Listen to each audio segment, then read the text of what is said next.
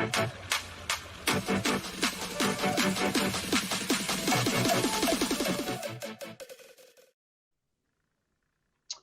and welcome to the third and sadly the final episode in Digibee's webinar, Frictionless Transformation Strategy. Now today we're doing a deep dive into the retail sector and looking at how to revitalize your operations with the right integration strategy. My name is Alex Hilton. I'm the Chief Executive of the Cloud Industry Forum. My pleasure to be your host and moderator for this discussion. I'm joined by Alan and Tam, who I will hand over immediately. Alan, do you want to introduce yourself? Tell us where you're from, who you are, all that kind of good stuff. Right, thank you. I'm Alan Boehme. I'm the CTO for the H&M Group. That's wonderful, short and sweet. Thanks. Hi, Tam. Excellent. Hi, good to be with you again, Alex. My name is Tam Ayers. I'm Field CTO here for North America at Digibee, and looking forward to today's conversation. Yeah, likewise. Great. Okay, well, let's dive straight in. Alan, I'm going to turn to you first here, obviously the retail guru in the room. I guess retail, Alan, has always been a hands-on business, and I suppose no one can deny in any sector, frankly, the importance that technology really means as far as that retail commerce is concerned.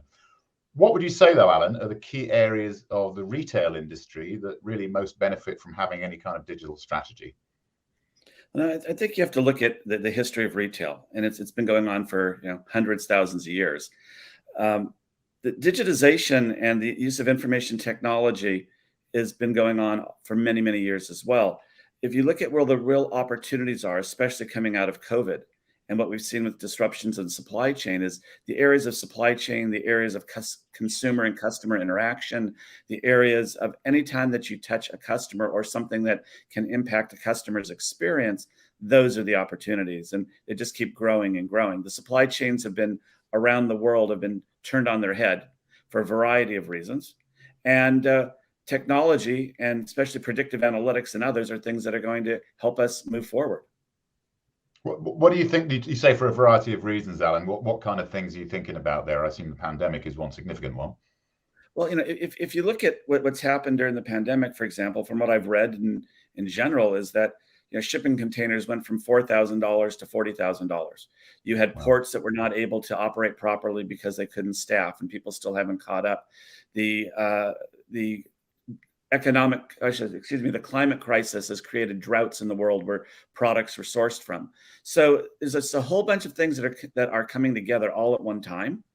And supply chains tend to have been fixed, have been developed in a non-flexible way. They need to be more free-flowing in the future, but they were fixed to optimize because around factories, around delivery times, around how far a delivery vehicle can travel from its base, if you may, and be able to return at night, in order so that you don't have to have drivers that are staying overnight. So a lot of the assumptions that we made, not just in retail, but in all industries, has led us into a more of a fixed as opposed to flexible supply chain.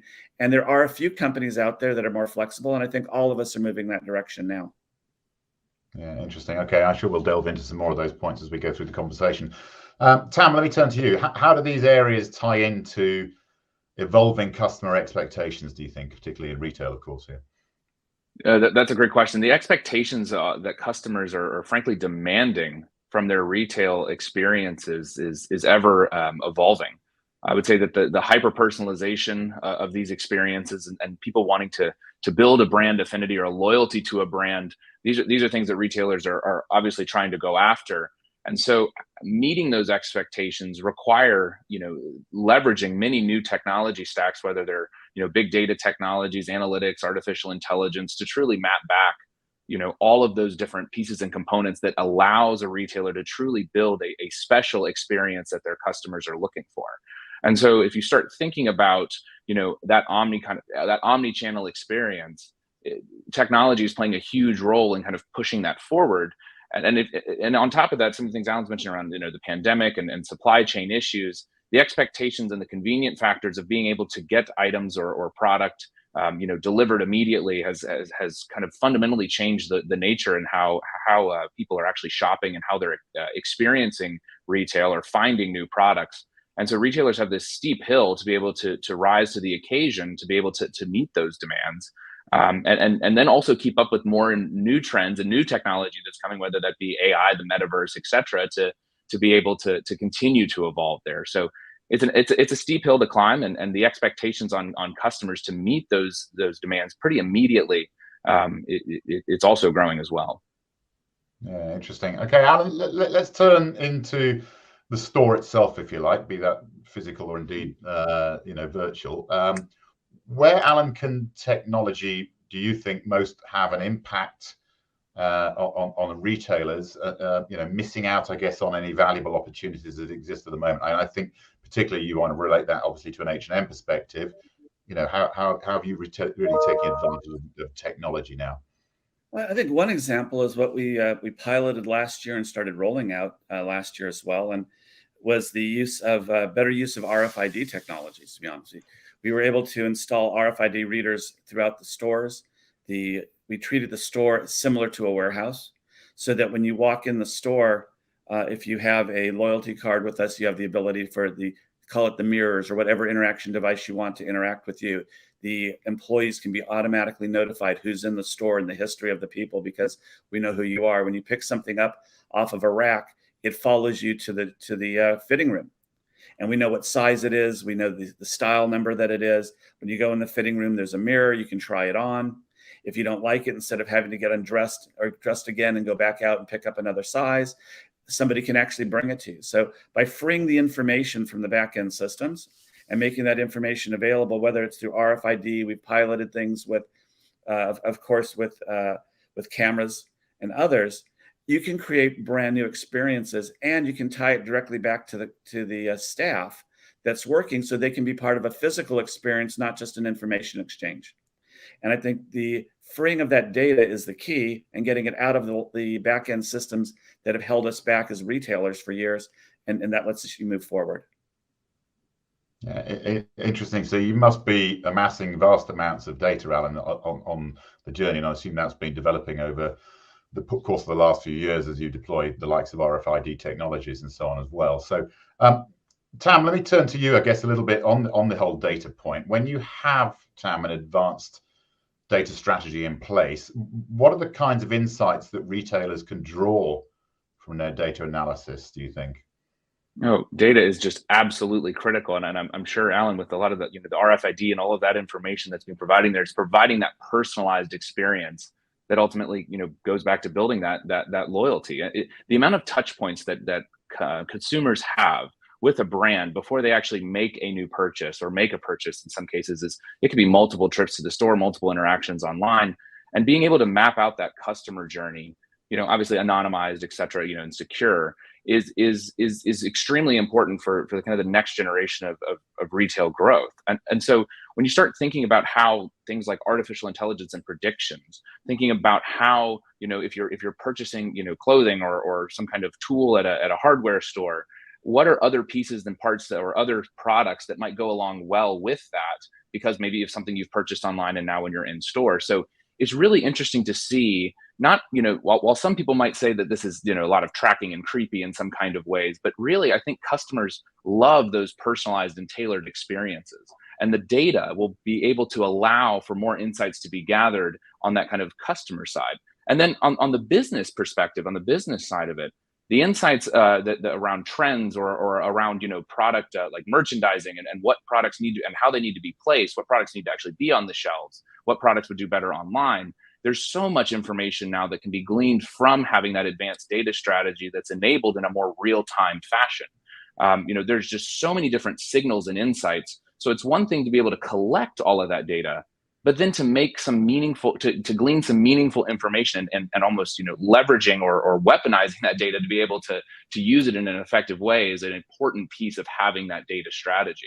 And so I think that as the different channels, whether it be, metaverse, whether it be over social media, whether it be online, more and more of these signals are constantly being created that hopefully will influence the rest of the entire life cycle of the customer journey. I think, Tam, what you're saying is very true, but I think that the challenge is any retailer in any industry only gets a thin slice of information, and that's why I think that we've seen the real growth in the marketplaces. Now, the marketplaces are declining a bit because we're seeing people actually prefer to be in-store shopping in general now. We're seeing a movement back towards that. And that could be because people were just trapped because of COVID for so long. But the problem with the retail business in general is we get one slice and the marketplaces get multiple slices across multiple products, multiple categories. They actually have more information about the consumer than almost anybody. And that gives them a different advantage. I'm not going to say a competitive advantage, but a different advantage in the marketplace. And it's up to the retailers now to use different techniques, come up with creative ways to be able to combat that. I don't know, that's a great point. And I can only imagine that even layering on security on top of that, or data privacy laws and GDPR, and kind of relating to all of that and trying to compete there. And it's really interesting to see in that competitive part, the growth of things like clean data rooms and the use of more first party data to be able to securely and effectively share those pieces back and forth. But it's very interesting around the differences between the data that can be gleaned directly and also in those marketplaces as well. So definitely great insight. And we also have to remember that, when you look at it from a global perspective, what applies in the US doesn't apply in parts of Europe and doesn't apply in Asia. And when you have physical and informational presences there, it makes it even more complex. So in some ways, if you're dealing purely in an informational setting where it is an online marketplace, you can deal with it. You can deal with it in a different way. But now if I have somebody walk in a store, if I have somebody that's bought something online and takes it into a store, the personal information, does it carry over? Can it carry over? What happens if they cross borders? The complexities just keeps increasing every day.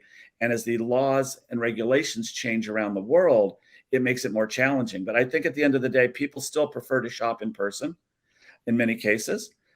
We always forget about the negative side of shopping online, which is returns, because if you buy something, you don't know if it's going to fit because your fitting room has become your home. So you end up buying 3 or 4 or 5 things, and then you end up wanting to return 4 of them, or what might be 2 or 3 because they didn't fit properly. So we have to start thinking about the complete cycle of retail, and not just the actual purchase and acquisition portion as well. Absolutely. Yeah. Those return pieces definitely also interesting as well, as you start thinking about a Gen Z and a more economically a more environmentally conscious group of individuals on the shipping and the back and the forth of multiple, and the return process with it, cardboard, carbon emissions for the returns. It's definitely something that is going to evolve over time. So very interesting points. And it's even the clothing itself. We have a machine that we worked with, we co-developed, that takes the material from old sweaters and turns it into new sweaters.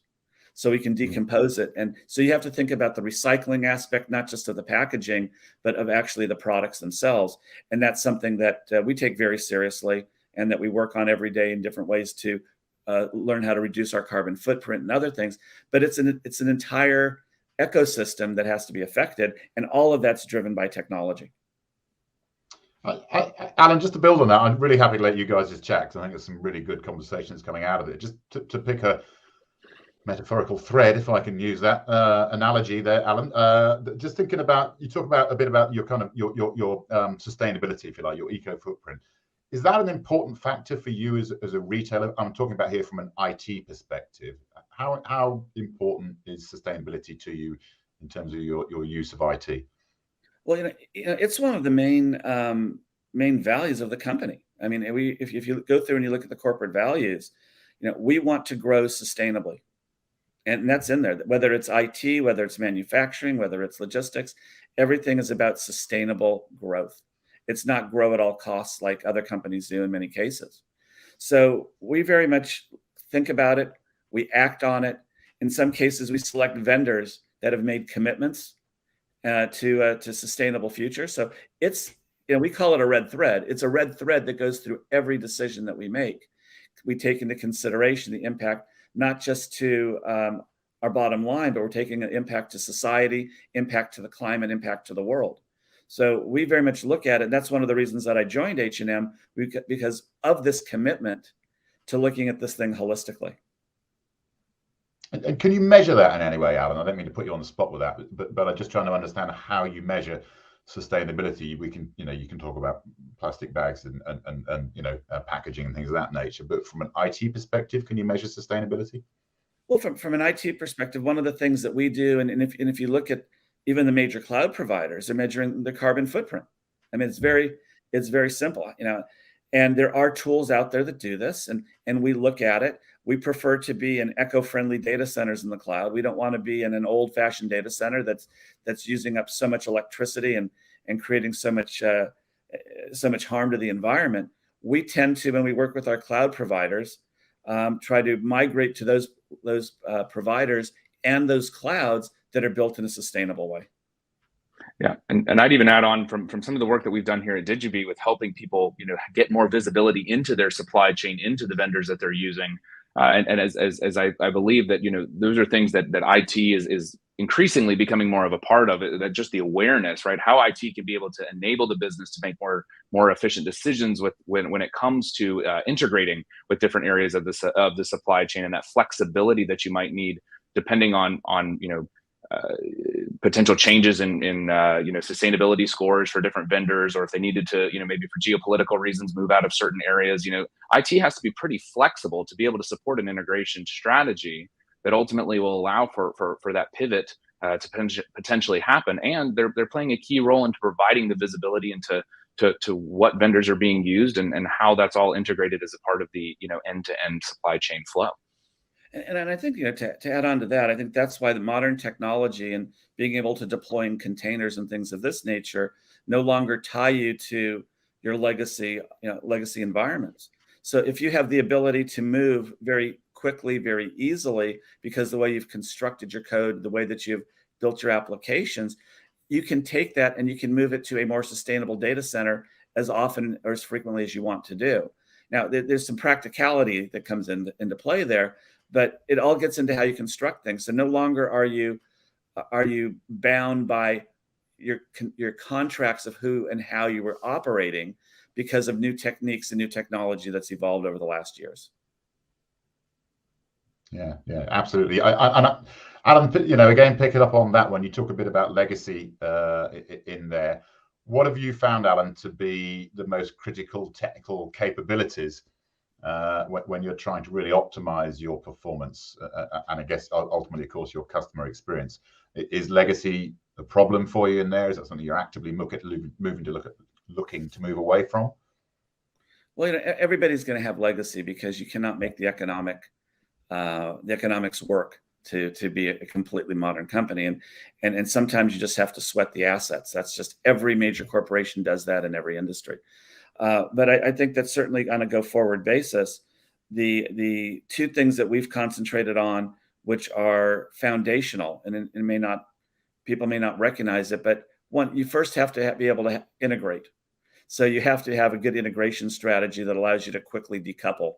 Now, a lot of the old legacy integrations were more point to point. They were built on file transfers. They were built on pub sub models, all kinds of things. Whereas the new modern companies had an advantage because they went off with APIs right from the beginning. So every legacy organization should have, or is moving towards a decoupling strategy. That's first. Second, you have to be able to have flexibility in where you're operating. And in order to operate, that means you have to leverage the cloud. The problem is a lot of the legacy applications are not built for the cloud. They were built to be 3-tier applications in some cases. Some of them are large ERP systems. And these things can operate in a cloud, but you don't necessarily get the efficiencies in the cloud. So you have to pick and choose what you're going to move. And when you build new things, build them in such a way where you can integrate back into the older technologies. But still be able to take advantage of the flexibility of the clouds and the resources that you can spin up as needed for those components of your new application or the new functionality and capabilities that you're trying to achieve by integrating old and new. So we're all in a hybrid mode, and we will always be in a hybrid mode. I was at an insurance company many years ago, and we used to joke around that it was a life insurance company, and it was so difficult to move the technology to modern technology. We just had to wait until that there was no more policies left on that system anymore. Yeah, I think that's really interesting. And indeed, there was a quote from Satya Nadella, chief exec of Microsoft, just I think yesterday, in fact, it says we're now seeing customers optimizing their spend to do more with less. which I don't think necessarily comes as a great surprise as we find ourselves in these challenging economic climates as well. So I think that's going to be kind of interesting to see how organizations. But I think you've got to, there's a point there as well, is that if you look at many organizations, when there was this rush to the cloud, and people did not optimize their run environments. And so they were chewing up 20, 30% more resources or costs than were actually necessary in order to support what their applications required. Or they put the applications in the wrong cloud. Not all clouds are equal. Some clouds are better for crunching numbers and for doing data analytics than other clouds. Some clouds are better for IoT because they've built out their IoT toolkits. Some clouds are better for traditional apps. The problem is there was this big rush. It was led by many executives around the world. I have to be in the cloud. I have to be in the cloud. And we ended up actually getting less efficient. This is just a natural process that we're going through now, is let's run everything as efficiently as we can before we start going and adding additional resources. And if that means migrating certain workloads to certain clouds, we do that. If that means changing the way that we've actually operated in those clouds, we do that. If that means signing up for reserved instances, which is actually less expensive than a pay-as-you-go, and working on that model, you do that. There was only a small number of companies that actually went in and started optimizing from day one, because they had the resources and the skill sets and the knowledge to do that. A lot of corporations, ones that I've worked for many years, did not have that knowledge. So you have to go back and optimize. And we're now in that optimization phase in the cloud, just like we were many times in our own data centers. I would absolutely agree with what Alan's saying there, that we're moving to very much a cash for value, right? Like proving the value of what a digital transformation objective, or on any spend, right? Whether you're a consumer and getting value out of the purchase that you make in a store, or you're a senior leader in IT looking to modernize or go through a project to optimize a different process. What's the value that's going to be coming out of it? And I think that, as Alex, we've had conversations that, on the cloud industry forum side around what the definition of legacy is. Just because it's not in the cloud doesn't necessarily mean that it's not legacy, right? So or that it is legacy, right? So there are great use cases to why on-premise technology might be best for your business. And so, by definition of how technology is evolving, something that you're using today will likely be legacy someday or in the future. It's just the nature of how things evolve. So that's why digital transformation should be looked at as more of a journey and not a destination that's reached, because it's going to constantly evolve and change. But I definitely agree with what Alan is saying. There is now this kind of lift and shift and just throw things into the cloud because that's where we need to be.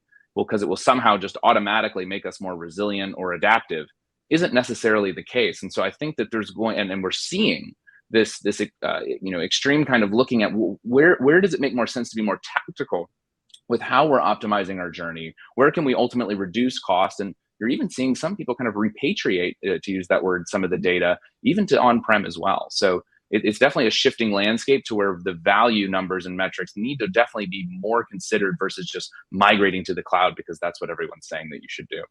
I think that's a good point. One of the points you made there really resonates with me, is legacy. A consumer application for a Super Bowl event is legacy the day after the Super Bowl is over. Exactly. Okay. So you have to look at legacy can mean anything.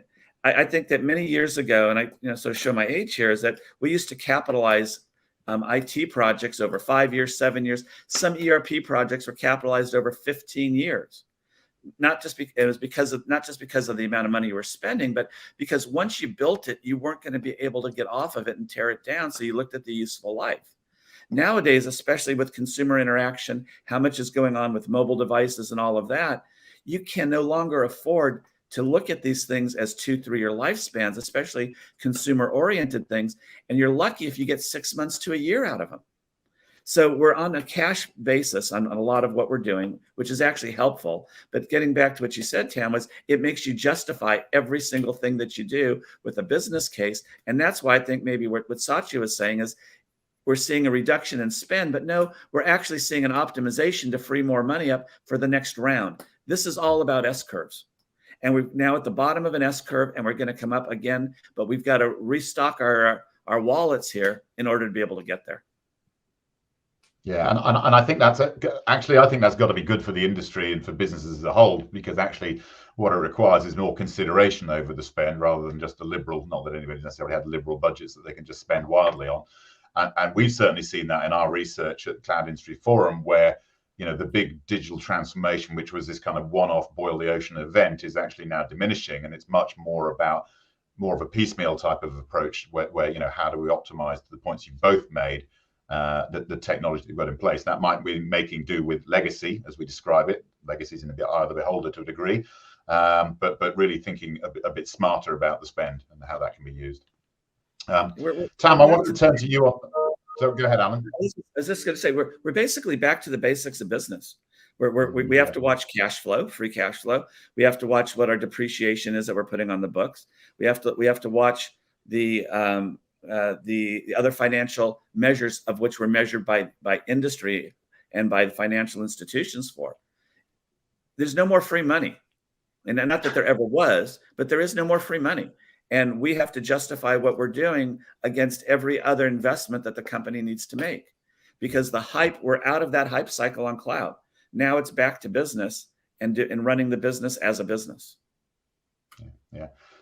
Tam, I wanted to just turn to you, if I can, on this one. Just want to talk about kind of modernized infrastructure here. Clearly this works with retail, but actually across all market sectors in here. How can a modern infrastructure really create value opportunities for any business, Tam? Can you just talk about that? Yeah, absolutely. And I think what Alan was saying, a few moments ago was spot on. I think that now, as you especially start thinking about the integration and how composable the future is going to be, to allow for more resilient, more adaptive, and more flexible, growth is huge. The businesses now need to be resilient. So when the next pandemic, the next crisis comes around, or the next change in business model needs to evolve to meet consumer demands or customer demands, they need to be able to pivot quickly. And a legacy stack, a reason that something could be considered legacy, as defined kind of in the eye of the beholder, as you're saying, is because of its inflexibility to be able to adapt to new features or new outcomes that the business is ultimately looking to drive. And so we're starting to see this shift from more centralized IT to a more federated model, especially when it comes to building out those different products and experiences, and like even our enterprise architecture groups, some of the largest retailers that we're working with, moving from something that's centralized to more decentralized. And so this they've already confirmed will unlock more agility and will allow for some of the skills gaps that they might have to allow for more focus of these enterprise architects to focus on one area, whether it's supply chain, HR, some of the customer support and service. And so this federation is requiring a modern infrastructure. And so how you're able to actually, pivot when necessary, or to be able to embed new tools, whether you're in a, kind of a SaaS-based, technical stack, or if you're, more of a build, in-house, you need to be able to be flexible so that when the next disruption comes, you're able to embed it. And we see that retailers that are more resilient get more resiliency from having that flexibility. It ultimately also unlocks creativity, and so this creativity allows for your top talent to go in and really understand, well, how do we potentially, how do we move the ball forward with new technologies where we're no longer limited or hampered, because we have this kind of aging infrastructure that we have to continue to prop up.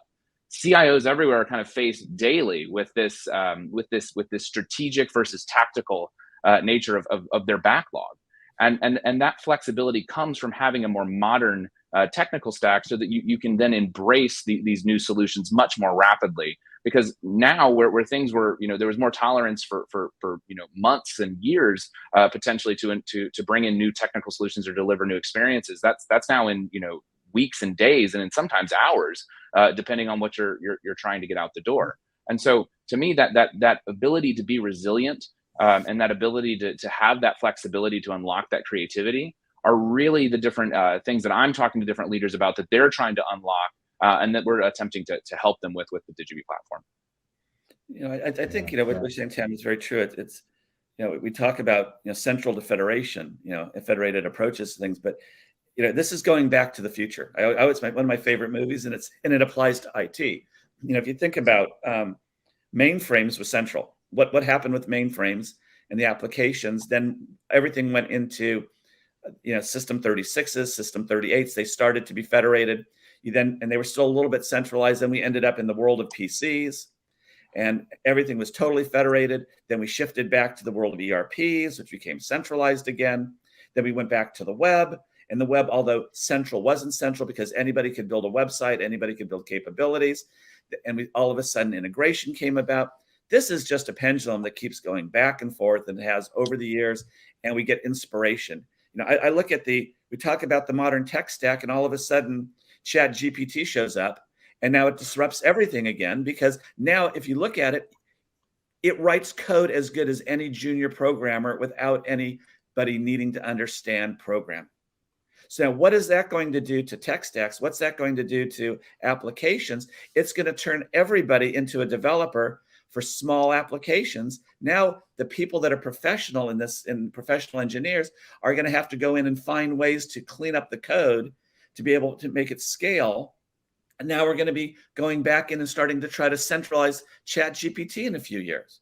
But it's just going to keep going and going. So we keep evolving. Technology keeps evolving. I think CIOs and others have to stay on top of this and have to have one foot in the future and one foot in the present, because you always have a foot in the back, no matter what you want to do. Yeah, absolutely. And another piece of that, like, especially since you're mentioning, Chat GPT with, GPT 3 and 4, general intelligence with AI is definitely something that's newer, but AI has been around for a while. Yeah. And now that experience, that one application, that one company can go out and fundamentally disrupt the way that people are even approaching problems, because now something is possible. And so companies that are going to have a more modern infrastructure, that more composable integration techniques and integration strategy, are going to be able to be creative to bring in some of those solutions, because now that's exposed the entire world to something that is totally different. I also joke that before the pandemic, a very few older generation knew how to use Zoom, and now my grandmother can use it, right? So the digital adoption curve that was kind of pushed forward through that, just when these new solutions come out, the companies that are now able to say not only, wow, there's this new technology that's out there, but how can we bring that in to disrupt our business or disrupt an industry? Those are the ones that are going to be winners moving forward. And it's the technologies that change human behavior and consumer behavior, and you have to be able to be ahead of the curve on that. You have to be looking out ahead. You can't be looking in the rearview mirror while you're driving. And I think that you have to make those investments. You have to make the foundational investments in order to get there, and then have the flexibility. I agree 100%, the flexibility to be able to adapt on a regular basis going forward. Yeah, it's really interesting stuff. I mean, my eldest son seems to think that ChatGPT is going to write his university dissertation, so I think we have to reset some expectations around that as well. I don't know if you heard, there was a university, and I don't remember which one, is a Ivy League school that has now created some technology to be able to help determine if, in fact, the dissertations and theses are actually been written by ChatGPT or not. Okay, I think I feel we're at the start of this journey, not the end. Alan, let me turn to you as well. I just want to kind of put your forecasting goggles on here, looking a little bit to the year ahead as we sit and discuss this in January 23. What do you think retailers need to pay attention to, Alan, when it kind of comes to digital transformation and the journey they're now on? And I guess, thinking about the economic climate we find ourselves in as well. Well, I mean, I think what's happening is, and if I could predict 2023, I would be betting on the stock market a lot more than I do, to be honest with you at this point. But I think that if we look at consumer behaviors have changed, it's going to continue to alter. We know, as you were mentioning, the use of Zoom by your grandmother or others. I've also seen the use of Zoom by 8, 9-year-olds. Excuse me. I've seen the use of Zoom by 8 or 9-year-olds because they got used to it in school, and now they're using it for shopping. They're taking their shopping experience with them into stores via their mobile devices, because they want to share with their friends real time what's going on. If their friends can't be with them physically, they want them there digitally. And it's not just text anymore, it's live video. Now, we've seen live shopping in China for years. It's never taken off in the US or really taken off well in Europe, because a lot of that was done through influencers. Well, the best influencer for a shopper is their friends, especially when you talk about children. And so you see these changes coming there. We have to make investments as an industry to be able to get to the point where we can share information in a more readily available manner, in a more open manner, in a secure manner, so that we can create experiences, whether it's in our store, it's in a complementary store. For us, a shoe store might be complementary to us, a shoe brand. We need to be able to integrate all of that stuff. That's what the expectations are, is it's one-time integration, one-time experience. People don't want to have 25 different experiences in a day. They want an experience that's personalized to what their lifestyle is. So we're really talking more about marketing the lifestyle than we are anything else nowadays. Yeah, that's really interesting. Thanks. Tam, for organizations, I guess some pragmatic advice from you here. For organizations with limited resources and indeed, I guess, capacity as well, where should they really be putting their attention to get the best efficiencies within the business?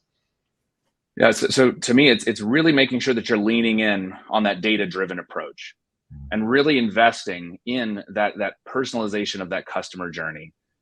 Those experiences and tailoring that to meet your customers, and it's a changing demographic, with an aging population and then different, with the Gen Z coming in, things that they care about like sustainability. So how are you making sure that that's something that is front and center when it comes to your brand? But the journey doesn't just start when they make that purchase. It's meeting them where they are, knowing their tastes, making sure that they're offering something that feels exclusive or just for them. And then, kind of checking in with them afterwards to make sure to see how that purchase went. These are how those brand loyalties and affinities are coming on. So a data strategy can absolutely help enable that. But focusing your efforts on the ways of the past isn't necessarily the way that's going to win in the future. I think this year we will probably see the final kind of nail in the coffin or death of some of the third-party tracking and cookies and pixels and things like that.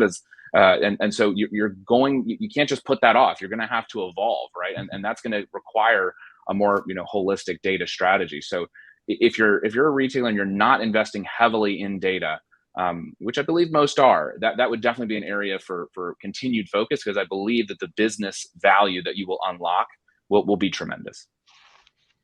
Yeah, thanks. Okay. Really, my final question for both of you now, I think you've touched on this a number of times as we've gone through, is really just your kind of key takeaways here.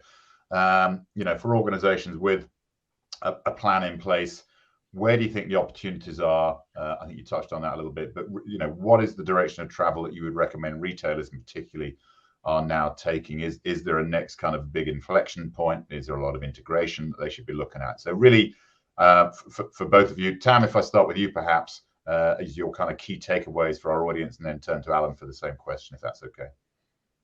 Yeah, I kind of just mentioned it a moment ago, but around some of the pieces around the personalization. But one other thing that I would also say is that the kind of buy online, pick up in store, and the trends that are there. I think that's something that's going to continue to shift and evolve, right? Different industries, different areas of focus are going to have different kind of buying patterns. So I think that you're going to have to get a little bit more industry specific around what retail actually what retail means there, and understanding how people are going to actually be interacting with your brand, whether so I wouldn't be necessarily banking on people continuously kind of returning to stores, or people continuing to stay online just because it's a greater kind of retail trend.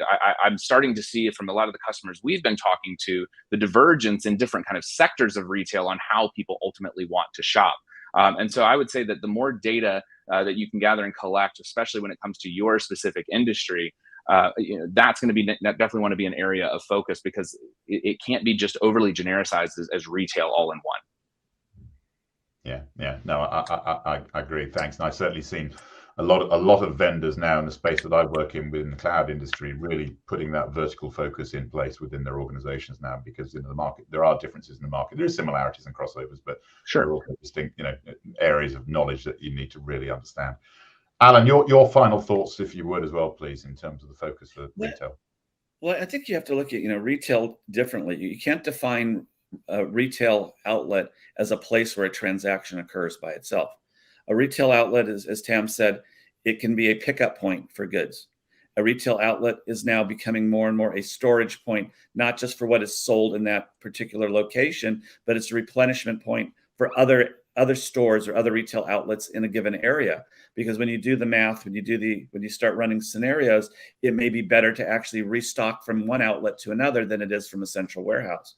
A retail outlet is a place where people meet. We have a brand, Arquette, that has a full coffee shop and lunch area built inside of it. So it's a place to meet and congregate with your friends. The concept of retail is shifted forever. And I think that we have to really rethink how we do this, the technology behind it. You have to treat it both as a warehouse, as a meeting place, as a sales opportunity, as a place to interact, as a community gathering center. Retail is not what it used to be, and it never will be, because not only is it physical, it transcends, and it's a continuation or the beginning of a journey online, just depending on where your starting point is. You have to meet your customer where they are, where they want to be, and where they will be at any given point in the future. And you even see this with pop-ups, because there's a lot of pop-ups. So retail is not what we think it is or what we have thought it is for all these years. It is a completely different use of an asset in a creative way. And we're only limited by the limits we put on our creativity to rethink it. And technology is the thread that pulls all of that together and makes it all possible. And it's the data that we carry through that thread is what's going to make the difference. That's great. Great summary, Alan. Thank you. We're all consumers. I love this kind of retail conversation. I think it's a fascinating sector. It's been through some tough times and obviously some big changes potentially ahead as well. So really interesting insights from both of you. Really, all leaves me to do is thank you both, Alan and Tam, for your time, your insights, your thoughts, and we'll hopefully catch up again soon. Many thanks and all the best.